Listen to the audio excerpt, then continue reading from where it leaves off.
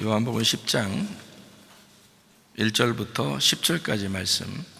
내가 진실로 진실로 너에게 이르노니 문을 통하여 양의 우리에 들어가지 아니하고 다른 데로 넘어가는 자는 절도며 강도요 문으로 들어가는 이는 양의 목자라. 문지기는 그를 위하여 문을 열고 양은 그의 음성을 듣나니 그가 자기 양의 이름을 각각 불러 인도하여 내느니라. 자기 양을 다 내놓은 후에 앞서가면 양들이 그의 음성을 아는 고로 따라오되 타인의 음성을 알지 못하는 고로 타인을 따르지 아니하고 도리어 도망하느니라. 예수께서 이 비유로 그들에게 말씀하셨으나 그들은 그가 하신 말씀이 무엇인지 알지 못하니라. 그러므로 예수께서 다시 이르시되 내가 진실로 진실로 너에게 말하노니 나는 양의 문이라. 나보다 먼저 온 자는 다 절도요 강도니 양들이 듣지 아니하였느니라. 내가 문이니 누구든지 나로 말미암아 들어가며 구원을 받고 또는 들어가며 나오며 꿀을 얻으리라. 도둑이 오는 것은 도둑질하고 죽이고 멸망시키려는 것뿐이요 내가 온 것은 양으로 생명을 얻게 하고 더 풍성히 얻게 하려는 것이라. 아멘. 선한 목자 되신 예수님, 우리는 잘 아는 말씀이고, 선한 목자 되신 예수님이 나오는데 같이 뭐가 나오냐면 비교하는 것으로 악한 목자가 나오죠. 절도며 강도라는 도둑질하는 목자가 나오죠. 선한 목자에 대해서 얘기할 때 같이 도둑질하는 그런 목자가 이렇게 나온다 얘기하잖아요. 그러니까 성경을 우리가 이제 좀 잘 알게 되면 여기에 있는 절도며 강도요 이렇게 나오는 것이 여러분이 보는 것처럼 진짜 도둑질하는 도둑놈 같은 그런 얘기를 하는 게 아니고 여기는 율법사들을 말합니다. 그러니까 율법을 가르치는 사람들 있잖아요. 그게 이제 도둑질하는 강도거든요. 그러니까 악한 목자가 먼저 와야 선한 목자가 찾아오는 것입니다.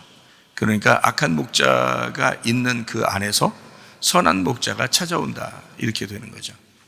그러니까 악한 목자는 뭐를 가르쳐주는 목자냐면 선악과를 먹게 하는 목자고요. 악한 목자는, 선한 목자는 생명나무 열매를 먹게 하는 목자가 선한 목자 되시는 예수님이십니다. 그러니까 악한 목자와 선한 목자는 이게 마치 그 율법과 은혜를 설명하듯이 이렇게 나누어져 있는 그런 얘기예요. 그것을 우리가 이제 이런 걸 알면서 성경을 보면 그렇게 되어 있구나라는 것을 우리가 알게 되거든요. 쉽게 로마서 8장을 한번 보겠습니다. 로마서 8장 1절 2절 한번 볼게요. 그러므로 이제 그리스도 예수 안에 있는 자에게는 결코 정죄함이 없나니 이는 그리스도 예수 안에 있는 생명의 성령의 법이 죄와 사망의 법에서 너를 해방하였음이라 이렇게 되어 있잖아요. 생명의 성령의 법이 나오고 죄와 사망의 법이 나오잖아요. 그렇죠? 그러니까 우리가 금방 설명을 듣고 요 성경을 읽으면은 어떻게 이해가 되죠? 생명의 성령의 법하고 죄와 사망의 법하고, 그죠? 그래서 죄와 사망의 법은 우리를 죄를 짓게 하는 법을 얘기하는 게 아니고 죄와 사망의 법, 죄를 지면 죽는다 하는 그런 법이에요. 그게 뭐냐면 율법입니다.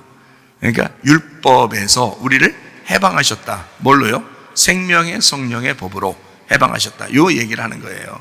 그러니까 요거를 이제 목자로 말하면 선한 목자를 만나면 악한 목자에게서 벗어나게 된다. 이렇게 이야기하는 것입니다. 그러니까 은혜를 만나면, 복음을 만나면 율법에서 네가 벗어나게 된다. 이런 얘기를 해주는 말이죠. 그래서 죄와 사망의 법이라고 하는 이 법을 그냥 우리가 죄의 법 이러니까 나쁜 거야 이렇게만 생각하는데 그렇지 않고요. 로마서 7장의 25절을 한번 봐요. 이게 이제 로마서 8장 1절에 바로 앞에 나오는 그런 말씀인데요. 우리 주 예수 그리스도로 말미암아 하나님께 감사하리로다. 그런즉 내 자신이 마음으로는 하나님의 법을, 육신으로는 죄의 법을 섬긴다 이랬거든요. 그러니까 이제 우리 죄의 법이라고 그러니까 세상의 법을 얘기한다고 생각하고 사람들이요, 육신으로는 세상의 법을 섬기고 이제 하나님의 마음으로는 하나님의 법을 섬긴다 이렇게 이야기하거든요. 근데 사실은 그런 말이 아니고 마음으로는 하나님의 법을 섬긴다 하고 육신이라고 하는 것은 죄의 법을 섬긴다 이렇게 말하잖아요. 그러니까 죄와 사망의 법 이렇게 하는 거하고 이제 생명의 성령의 법 이렇게 하는 거하고 이렇게 나누어서 성경을 이렇게 보게 되면 이 두 개로 딱 나누어서 이렇게 선한 목자, 악한 목자로 나누어질 수 있는 거거든요. 그러니까 악한 목자들도 다 누구를 믿는 사람들이에요? 하나님 믿는 사람들입니다. 요한복음 9장에 보면 이렇게 소경이 눈을 뜨는 장면이 나오잖아요. 근데 사람들은 그 사람을 막 쫓아내고 그러잖아요. 소경 눈 뜨니까 막 쫓아내고 그 사람들을 막 이상하게 보려고 그러고 이러잖아요. 그런 사람들이 이제 악한 목자들인 거죠.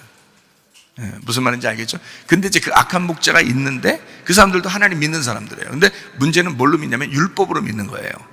율법으로 믿는 그 사람들에게 있으면 소경인 사람들은 발붙일 수가 없죠. 힘들죠. 왜냐하면 율법의 시대니까.